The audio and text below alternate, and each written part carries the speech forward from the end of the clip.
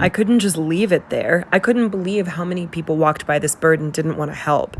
Guitar Center gave me a box, and I very carefully picked up the bird, put it in the box, and I called a wildlife rescue. All right, so listen, Mr. Birdie friend, okay? I gotta go get a guitar strap, and then I'm gonna come out, and then we're gonna take a ride, I guess, because nobody else wants to help you, and we're gonna bring you to a place that hopefully can help you, okay? I'm sorry. I wish I could put you back up in your nest with your parents. Sorry, dude. This is a tough day for you. You'll pull through. Just breathe, okay? I'll be right back. The nest was way up high in the rafters. Oh, this one's nice.